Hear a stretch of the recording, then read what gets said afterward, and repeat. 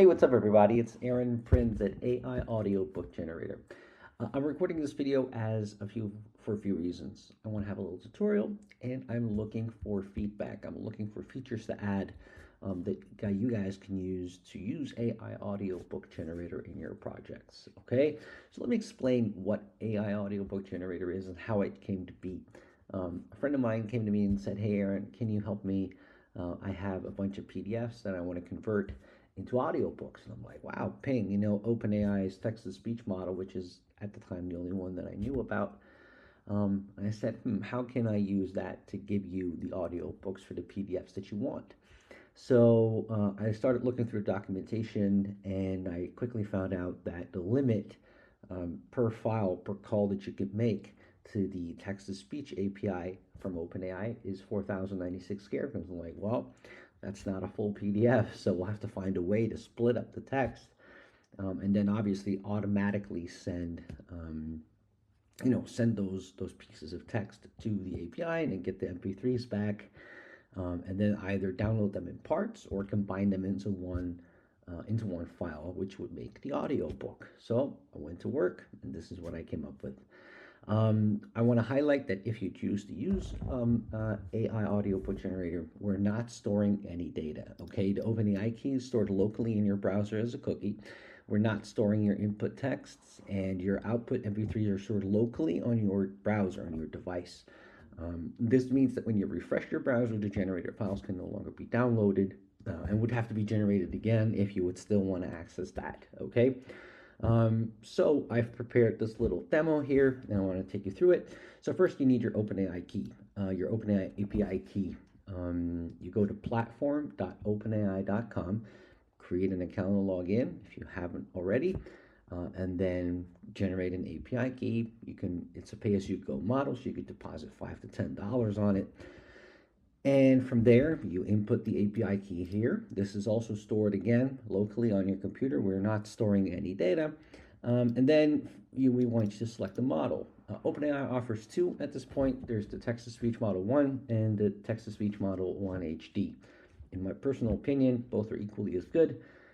So what I would suggest is to generate a small MP3 file for both of them, and just compare the audio quality and see, which one you prefer the most.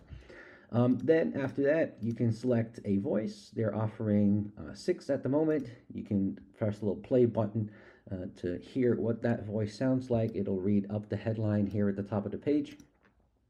Once you've done that, that's the file name that I want to use for this piece of text in my case. And what I've then done is you put in a file name, and the file name is what will be prepended to the part files so that you can keep track of what you're doing. Named as appropriately. Perhaps you do it per chapter, put the book name and the chapter name in there. And then the input text this is what I've used for this example. And below that, we have a character counter. So you can see how many characters we have. In this case, it's 7,795. Which obviously, with the limit of 4,096 characters, per piece, this will mean we'll have 2 parts, and the cost to generate is about 12 cents.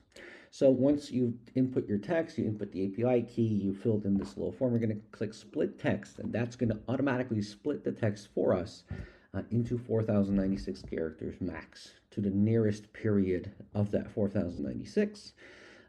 You can review it here if you want to make some changes. In my case, for this example, this is fine. So what I'm then going to do is click generate speech. What this is going to do is it's going to send each text, each part that we've just split up and generated. It's going to send it to the OpenAI text-to-speech model, and is then going to generate the MP3 for us and give it back to us here locally in the browser.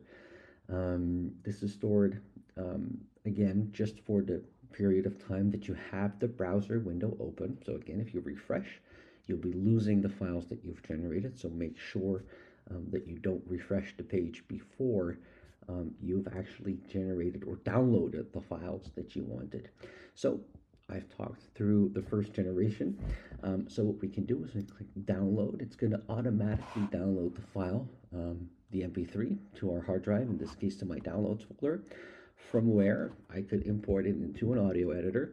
I can, just if this is the only part that I'm trying to generate, I can ship this off if I want to.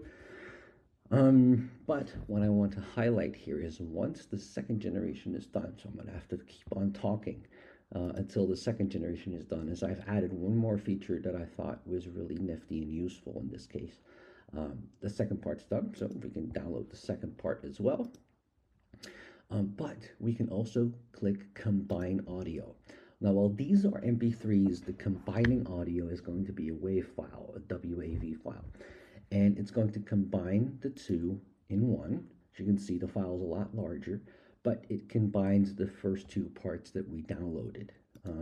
Actually is, in our opinion, in my opinion, a complete audiobook. Now, once this is done and you're ready, you've downloaded all of the files, you can click Start Over. Are you sure you want to do this?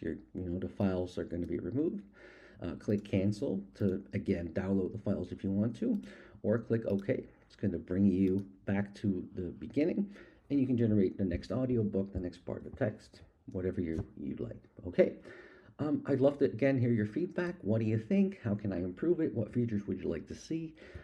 I hope to hear from you soon, either in the comments below, like, share, subscribe, all that good stuff. And I hope we'll talk soon. Take care. Peace.